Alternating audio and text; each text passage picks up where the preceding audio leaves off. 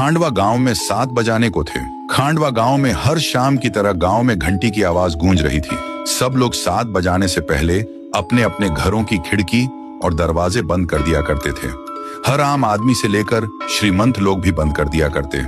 उसी गांव में राणा सा और उसका बेटा देव दोनों एक घर में रहते थे। राणा सा अपने बेटे देव को बोलते हैं, बेटा देव जल्दी जाके सारे खिड़की दरवाजे बंद करो, 7 बजने वाले हैं।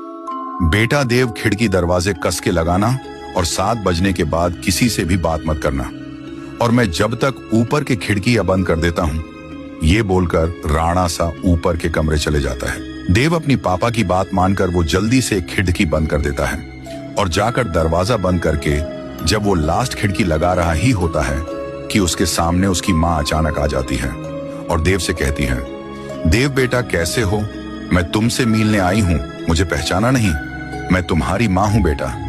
उतने में देव हिचकिचाते हुए कहा, मम्मी तुम यहाँ कैसे? पापा ने तो बोला था कि आप इस दुनिया में नहीं हो, आप मर चुके हो। ये बात सुनकर माँ बोली, नहीं तो देखो मुझे, मैं तो जिंदा हूं पापा, झूठ बोल रहे हैं। चलो बेटा अब दरवाजा खोलो, मैं ज्यादा देर तक बाहर खड़ी नहीं रह सकती, वह लोग आ जाएंगे। फिर देव बोला, हाँ हाँ मम्मी, मैं अभी दरवाजा खोलता हूँ। ये कहकर देव ने जाके दरवाजा खोल दिया। दरवाजा खुलने के बाद मम्मी अंदर आने लगी। दूसरी तरफ राणा सा नीचे आ गया। आते से ही उसने मम्मी को आते देख जल्दी दरवाजा बंद कर दिया और एक बाजू की खिड़की सब बंद करने के बाद राणा सा देव के पीछे गुस्से से आवाज लगाई। देव पीछे मुड़ा। राणा सा उसे फिर गुस्से से बोला, तुमने दरवाजा क्यों खोला? मैं मना किया था ना। फिर देव बोला, पर पापा बाहर मम्मी खड़ी थी।